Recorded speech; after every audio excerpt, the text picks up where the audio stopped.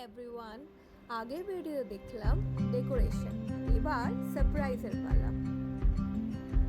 এই যে আমার হাজবেন্ড চলে এসেছে ক্লিনিক থেকে পেশেন্ট দেখে, এবার তার মেয়ে নিয়ে যাচ্ছে আসল জায়গায়। দেখি দেখি কেমন রিয়াকশনটা দেয়। বেশ খুশি মনে হচ্ছে। এতটাই যে আর ওয়ার্ডস খুঁজে পাচ্ছে না কিভাবে এক্সপ্রেস করবে। আচ্ছা, আপনাদের সাথে কি এরকম হয় যে এক্সাইটমেন্টে আপনারাও স্পিচলেস হয়ে যান? কমেন্টসে নিশ্চয়ই জানাবেন। পাপা থেকে দেখছি মেয়ে বেশি খুশি। আমাদের বছরে যে কটা বার্থডে সেলিব্রেশন হয় আমাদের বাড়িতে, সবকটাই কিন্তু আনায়রার বার্থডে। কারো কিন্তু অধিকার নেই নিজের বার্থডে বলার। আর কেক কাটিং, না বাবা না, ওকে বাদ দিয়ে কেক কাটিং করাই যাবে না। সবকটা কেক কাটিং ওই করবে।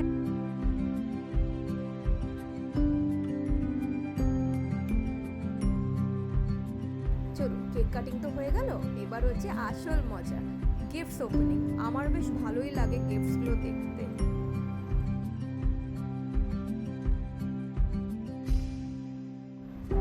আমি মনে করি যে সারা বছর আমাদের জন্য পরিশ্রম করে এবং খাটাখাটনি করে দিন রাত আমাদেরকে ভালো রাখার জন্য, তাকে তো একটা দিন একটু স্পেশাল ফিল করানোই যায়।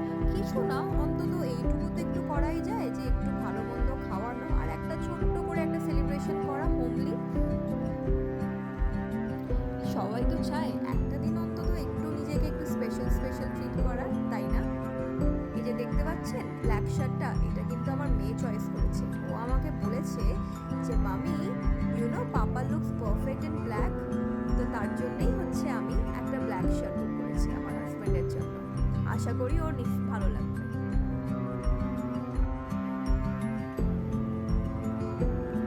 এটা হচ্ছে একটা ওয়ালেট, এটা ও এখন ওপেন করছে। এটার পিছনে একটা ছোট্ট স্টোরি আছে। আমার জীবনের প্রথম গিফট যেটা আমি আমার হাজব্যান্ডকে দিই, that was a wallet. So সেটা হচ্ছে ও এতদিন অবধি ইউজ করছে, এখনও ডিসকার্ড করেনি।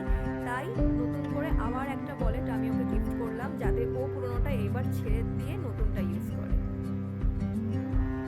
এবার সমস্ত গিফট শেষ গিফটটা হচ্ছে আমার মায়ের গিফট, যেটা আমার মা খুব ভালোবেসে নিজের জামাইয়ের জন্য পাঠিয়েছে, নিজে চয়েস করে। আশা করি ওর ভালো লাগবে।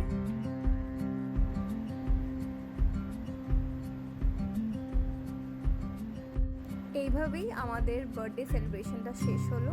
Thanks for watching, bye bye.